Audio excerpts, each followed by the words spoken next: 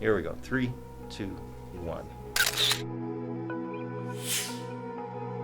This is Inside Look. I'm Jeff Lyons, joined today by Courtney Johnson, the Executive Director of Young and Established. Thanks for coming, Courtney. Thank you for having me.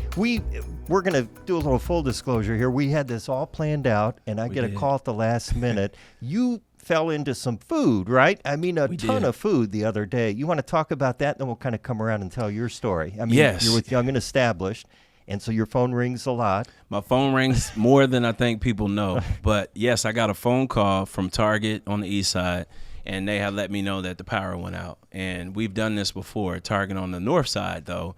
And the amount of food that came out of there, we were blown away. I had a lot of volunteers that showed up.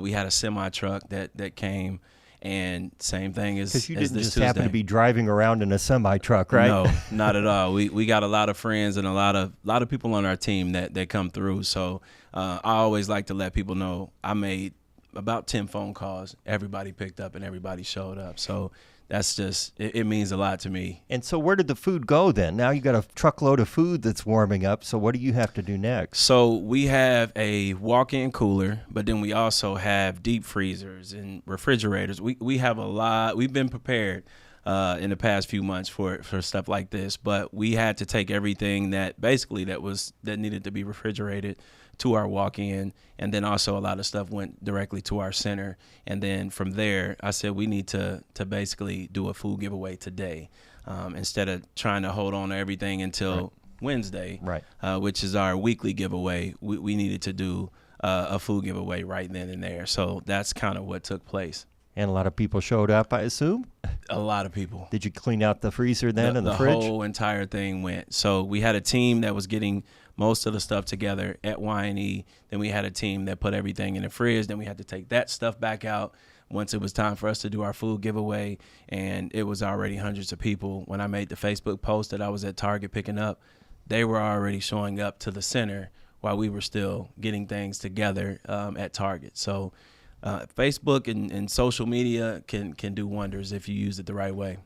All right. Well, Courtney, we're going to get back around to Y&E in a minute because you've got a great story leading up to and why Y&E started. And I heard you tell that story. It was an Optimus Breakfast Youth Appreciation Week. You were the keynote speaker and did a tremendous job. Everybody was riveted out there. Thank you. and so myself included. And I thought, I got to get this guy on the podcast. So thanks for coming to Inside Look. So Courtney Johnson, where did it all start out for you? Now that's a Where'd you grow up? That kind of thing. That's well. I thought we meant Y&E. I was gonna say that's a long story, but basically grew up here, born and raised. I went to Lodge, and then I went to Washington and graduated from Boise High School in 2007. College-wise, I went to 4 different colleges. I bounced around. I played sports, played football. So I went to Kentucky Wesleyan first, transferred back home to go to Ivy Tech, and then I transferred to Indiana State, and then I transferred back home to finish up at USI. So I moved around a lot, but what I tell people is just the relationships that I was able to build. I'm still in contact with a lot of those individuals that I met, but I think that was probably the best experience for me. At the time, it didn't feel like that because all the transferring credits, it took me almost 8 years to graduate. Yeah, and we crossed paths at USI. You were in a class, I used to teach a class in broadcast performance, and you were in there, and I saw you do sportscasting and news and things like that, and I thought, well, this guy's going somewhere, but I'm not sure where. Yeah. And I'm sure you probably thought the same thing. So what happened then after college? Kind of walk us through the steps leading up to Young and Established. Yeah, so actually in college is where Young and Established started. Indiana State, I was heavily involved on and off campus. So when I transferred and left there, I wanted to continue to stay involved. And when I came home, it wasn't a lot of things happening. Indiana State just had so many things to get involved in and things that I had created while I was on campus. So when I got back, I said, I don't know where to start or what to do. So I joined a few organizations, and I just felt like there were some things that were missing, some people that were being left out. So I said, you know what, I'll start with just mentoring one kid from each school. So I went to Lodge. I went to Glenwood. I knew the principals well. They actually taught when I was at Boise, so I knew them. I had a relationship, and I told them that I wanted to mentor just one kid from each school. So when I get to Glenwood, they had 3 kids that they wanted me to pick. And I said, well, I can't just pick one. So I ended up picking all three. And then Lodge, same thing happened. They brought in 8 students, and they told me to pick one. And I was like, there's no way. How do you pick one? Yeah, how do you do that? Yeah. So 11 kids I mentored for close to a decade. Where does this desire to mentor come from? Were you inspired by a mentor at some point in your life coming up, or where does this come from? I've had a lot of people pour into me. First and foremost, my parents. I mean, they, your parents are those leaders and those people that you look to. But I had a lot of people pouring into me, from coaches to my pastor, and to just a lot of people that really believed in me as a young kid. And they didn't know what I was going to do or who I was going to be. But sports was that thing back then. And if you watched me play, I gave my all. I didn't leave it on the court. Well, I should say I left it on the court, but I didn't take it for granted, because I knew at one point, I'm not always going to play basketball, and I didn't know what that looked like as far as next level, going to college, or even that next level. But for the time being, whatever sport that I was playing, I was head first, or anything that I was involved in at that young age. So when you started Young and Established up in Terre Haute, Indiana State, nonprofit, right? So did you do all that paperwork and everything to create a nonprofit, or how do you get your organization started, and then how do they mushroom out? So I say it started at Indiana State, as far as not the paperwork process. Yeah, the idea came at Indiana State. But when I moved back home, that's when all of that started to come together. I didn't know anything about a 501c3, having a board, and all this stuff. It was a lot. It was like a foreign language to me. And I reached out to a lot of people, and people didn't have time for me as far as just walking me through it. But I had a friend that knew a little bit about it, and she helped me as far as getting all that paperwork done and starting that process. But it really just started off as I mentioned, just mentoring. I didn't know what I wanted to call it or how far it was even going to go, but I was basically mentoring those young men, going to the schools literally. At some weeks it was almost every day. I was there Monday through Friday. So what are you doing when you mentor? Like, you show up at Glenwood or Lodge or wherever it is, and what are you doing with the young men? So I'm speaking to them as far as obviously grades, but just life, being there, being a support system, and letting them know that I actually care. And a few of them made it very challenging for me. They got into a little bit of trouble, well, a lot of trouble, I should say, and I just kept showing up. And they said, this guy, is really here for the right reasons, plus he actually cares. And it lasted a very long time. I didn't think that I would be mentoring and turn into that I don't want to say role model, but for some of them, that's what they would look at me. I'd say role model. You can say that. That's Brag on yourself. Come on. I just was there. You know, I wanted to be somebody that showed up. And when I commit to something, I commit to something. Thank you, too. But, that was something that just kind of turned into something much bigger. I didn't realize that there was a lot of need in our community. So I had these 11 kids, and I said, man, can you imagine how many other kids are dealing with some of these same issues? And in our community center, when we opened up 2020, COVID, in August, very scary times. But the things that we have in our community center are based off of mentoring those young men. So not having access to washers and dryers. So that was something that I wanted to put in our space. Not having Wi-Fi, not having hygiene products, or having food. So all of these things I put in our center, and it was a snowball effect. It started to turn into much more than I ever expected, as far as events and programs and all these things that we're doing today.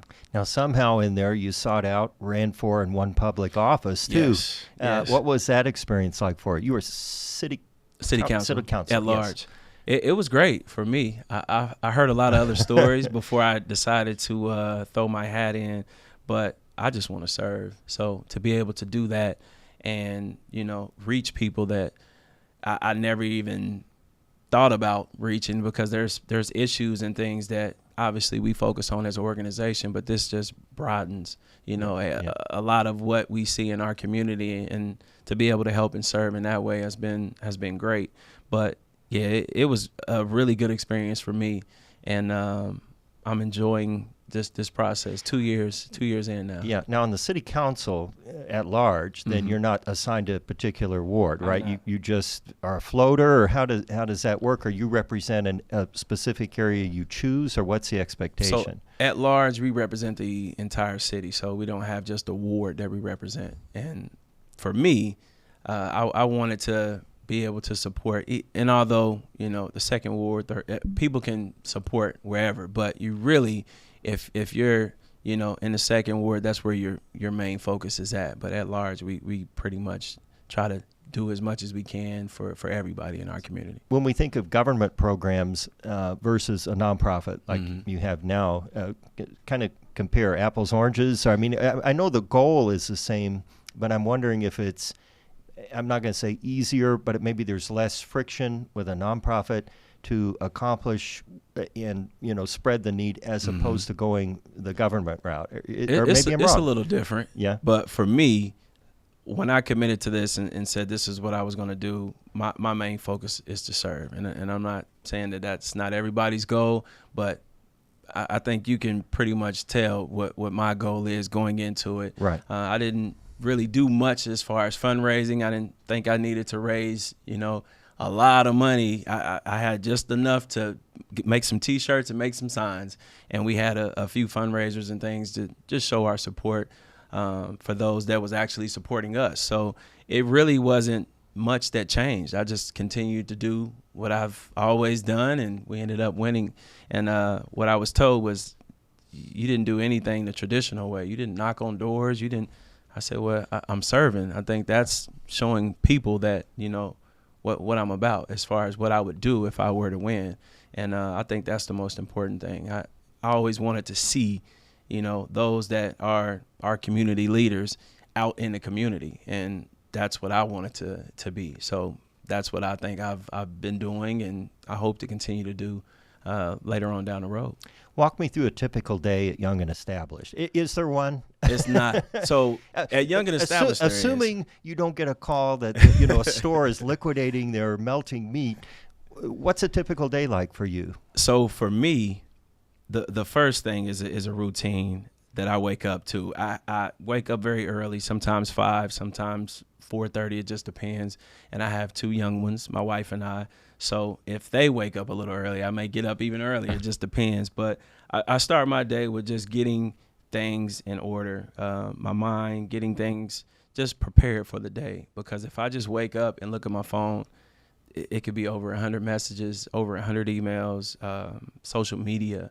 I just told someone before I actually came here, I'm still playing catch up from Tuesday because I literally didn't have my phone out for a few hours unless it was posting and updating people. Sure.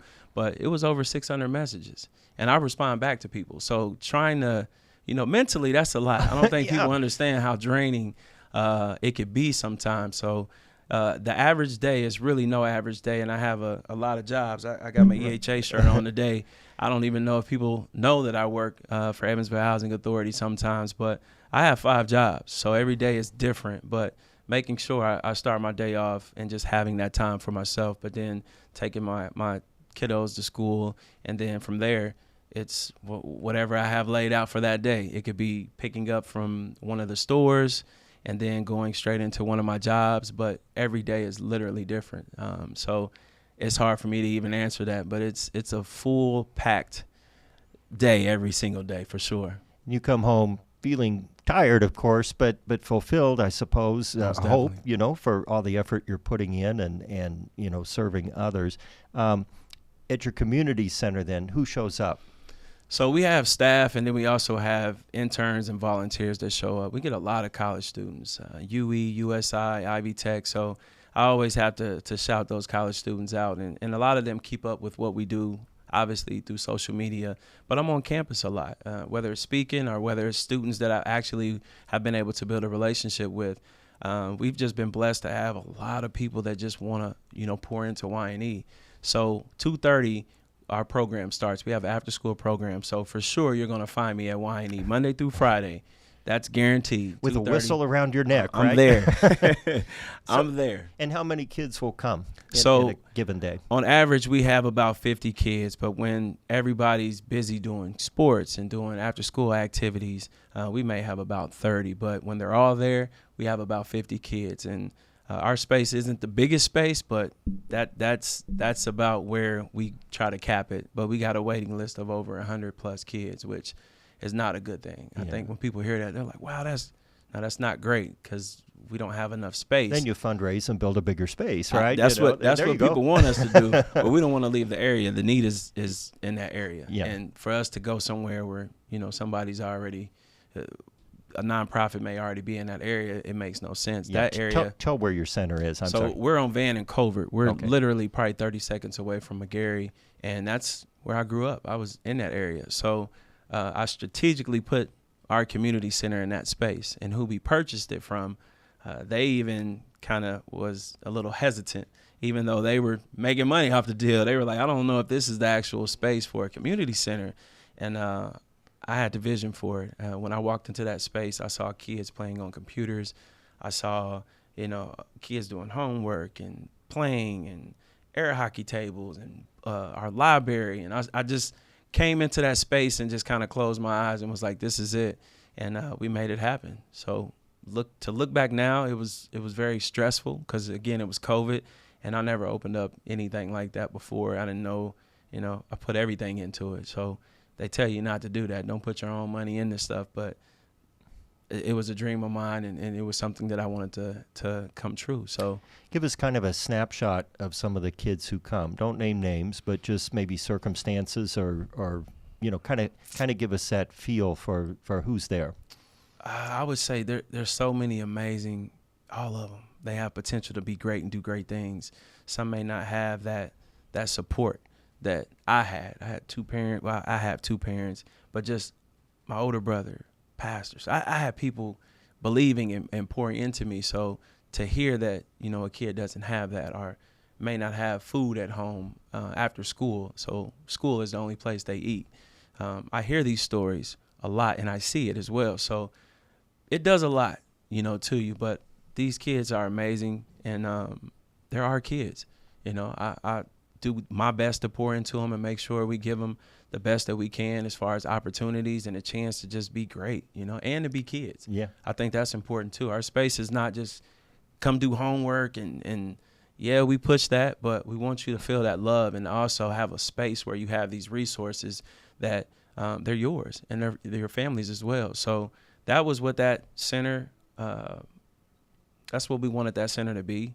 And it truly is a safe haven for all of them.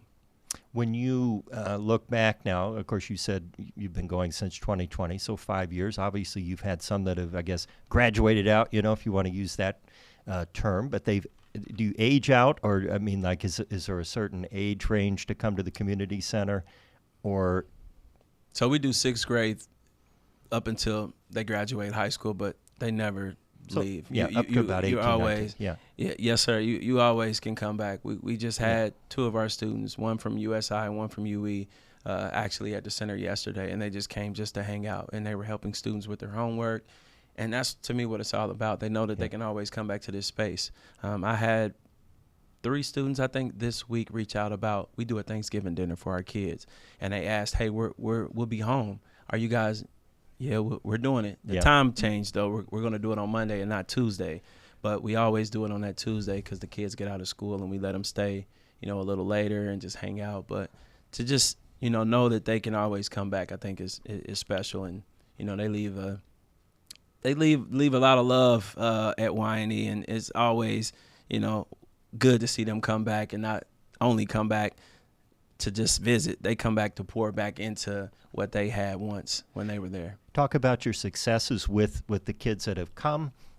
Maybe, like as you said earlier, you have some troubles out there, but now they've got a place to go where they're not going to get into trouble.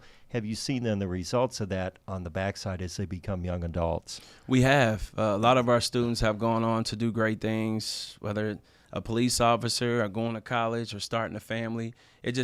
lets me know that I'm getting older, because a lot of those students that I started I wasn't going to say it, but I did see a little gray on one side there. I got them in the beard too. But it's just wild to see how far Young and Established has come, and then to see how many, like, I've literally lost count. I don't think people realize how many people we've served and the impact that we've had. And to just look back at, I'm not a numbers guy, but you got to have certain things. And for example, the food, to look back and see how many people we've served, over 250,000 people, and we're not a food bank. So we've been doing this for 13 years. All the programs, all the events, we average about 13 to 15 events a year, and they're not small events. A backpack drive may have 700 students that show up, kids that show up to get a free backpack filled with school supplies. A coat drive, annual coat drive that we've done for close to a decade, over 500, 600 coats that we give out. We do this every year. So all these things just add up, and one of our kids said, "You probably helped over $1 million." And I'm like, "Well, we might have." Yeah, you might have, yeah. Sure. And to just know that we've been able to have this type of impact, in our community, it just, man, I can get emotional just talking about some of the stuff, because I didn't expect it to turn into this, but. And you've been such a presence. I mean, I joked with you, before we came on, you're on TV more than I am, and I'm on a lot. But I see you often, and always talking up exactly what we've kind of covered here. That has to help, to have somebody at the head of the organization who's also pretty adept at publicity and getting the word out. And as you said, social media today can be used for good, believe it or not. And you obviously are doing that. We're better connected in that way. So you're capitalizing on that. I guess the only question is what's next? Like, how do you envision this whole thing? like 10 years from now, what would you like to see? To be honest, I get asked that question so much. Oh, rats. I thought I had an original. Yeah, no, I have no clue. So when I first started this, I didn't know that we would have a community center. The goal was to mentor these 11 kids and to be there for them every step of the way. And that's what I did. And then that turned into, I think we need to get a community center. We need to help more kids. There's, hundreds of kids in our community that don't have not one person that they can count on and depend on. So I know I can't mentor all of them. So what's a way for me to basically inspire others, to do, you don't have to do what I do, but maybe you want to, do some good or do something kind for somebody else because of what you've seen us do, in the community. And that's kind of what turned into all of this. Opening up a community center was a dream after I kind of got into this and knew that we needed to do a little bit more than what we were already doing. Having a campsite, that wasn't planned. I took the kids fishing. We have a summer program, and they enjoyed it. It was at the top of the list. And I'm like, wow, these kids, we take them to Sky Zone, Holiday World. They go to different trades. We take them to different places and expose them to different things. And to see a lot of our kids, when I asked, who all has gone fishing, and we got 40, 50 kids, and only 5 have gone fishing. I'm like, this is something that was every Saturday for me growing up, and my dad would pick up any kid on the block that wanted to go. So when we took them, they enjoyed it. And I said, man, we need to find a lake, where we can go fishing. And 2 weeks later, a lake just fell in my lap, and we ended up purchasing a lake and some land to actually put a campsite on that piece of property out here on the west side. It's literally 10 minutes from our community center. So we don't have to drive 40, 50 minutes, somewhere, private lake, even though that's great. But to have something that close and the kids to know that it's theirs. When I brought a few of them out there and to hear a kid say, this is peaceful, like that it just gave me chills just saying that, because they may not get peace. They may not have ever even felt that with some of the stuff that takes place, day to day in their lives. So yeah, I don't know what the next 10 years looks like, but I know that I'm going to get up and serve every single day that I can, and Y&E is going to do everything in our power to keep serving our community. All right. Courtney Johnson, thanks so much for sharing your story, and we'll hope there are actually, I don't know whether to hope there are no more power failures so you get donations of food or not. It's kind of a catch-22, but your story is amazing, and I know, that the difference you're making will ripple out. I mean, everything you said, it just seems to mushroom and build up around the community. Thank you. All right. Well, thanks for taking time with us here on Inside Look. If you'd like to listen to Inside Look, you can do it wherever you get your podcast. You can also watch on the 14 News YouTube channel. Be sure to check out our companion podcast, What's the Trend, with Aaron Weeks and Casey Mason. With Courtney Johnson and Young and Established, I'm Jeff Lyons. Thanks for joining.